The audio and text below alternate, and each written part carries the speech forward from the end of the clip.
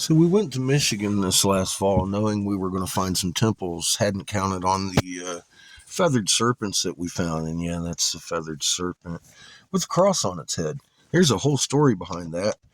The Ottawa people were using the feathered serpents, multiple ton truck-sized feathered serpents, and hundreds of smaller ones like this one. This is a plume to a different one.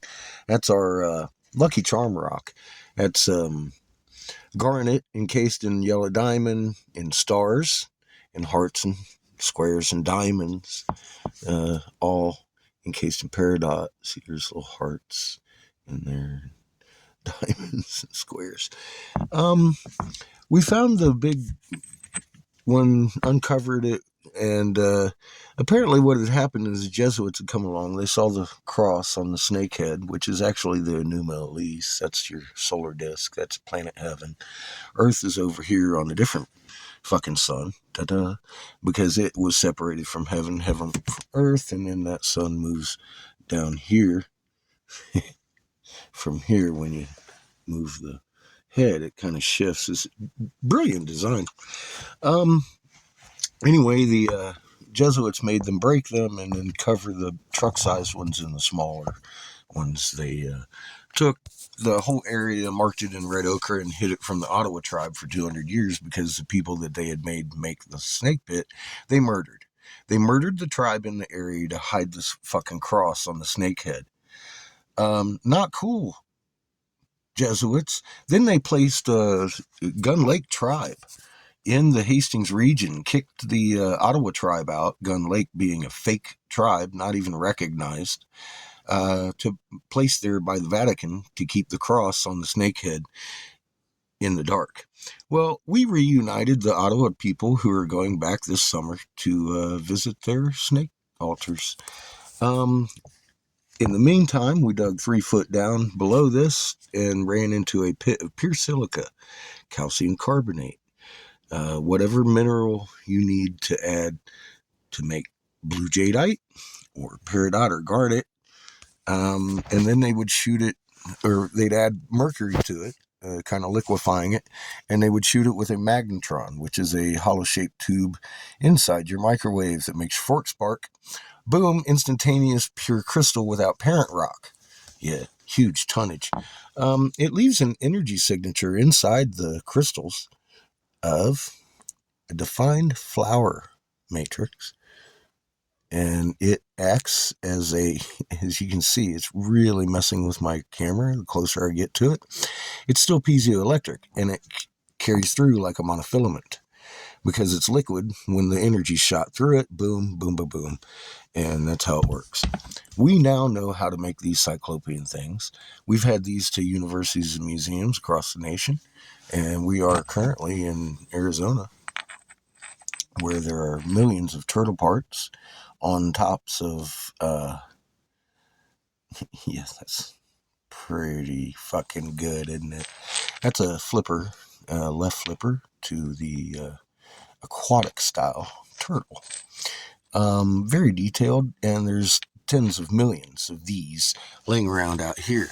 Every rock that's on this desert is sharing in the matrix that we have discovered that makes up the magnetron signature. It's a microwave transmitter they were using, and all of them have the piezoelectric qualities. God, I'm really having trouble with my camera today.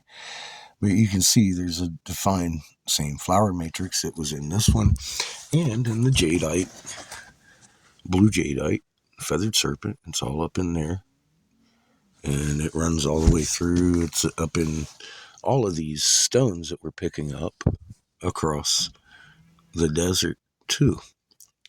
The actual mesas themselves are definitely man-made constructions.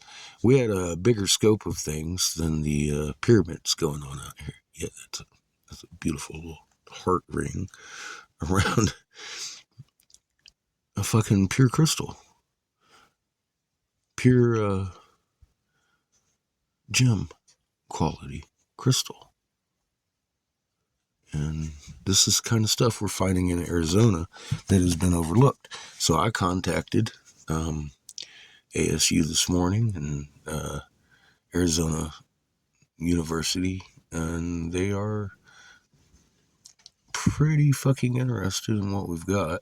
Waiting for some calls back, probably tomorrow, from a couple of professors about coming out and viewing one of these plateaus we've discovered that's still intact. As you can see in all these stones I'm showing you, they're all embedded with the same star-shaped pattern that makes up the actual crystal itself in a monofilament style all the way through the rock, thus carrying the charge that it creates through the rock in a piezoelectric manner. We could build our fucking foundations to our homes cheaper than concrete like this and cut out the electric bill. And there's your Enuma Elise, Planet Heaven. Fucking Jesuits suck. And we brought the snakehead back to the Ottawa people, and we've brought piezoelectric, monolithic, cyclopean construction knowledge back to the universities. Graham Hancock, Brian Forrester, Max over at Megalithomania, all of you truther, alien, ancient alien, Giorgios. I've contacted everybody in that I just named, Mr. Hancock, several times, even before we found these things, trying to get some help, and they're silent. However, the mainstream archaeology is gripping up on this. We've got MSU, third ranked archaeology department in the nation, talking about, oh wow, that's the most comprehensive, sensible thing the lady's ever heard in her life, the head of the fucking archaeology department. I just talked to ASU. They agree with me on some of the findings out here that it's not hidden volcanoes causing this. And we have some pristine fucking undegraded shit to go. I've already got it here on the live, but I want archaeologists coming out and looking at it, and we're negotiating for it right now.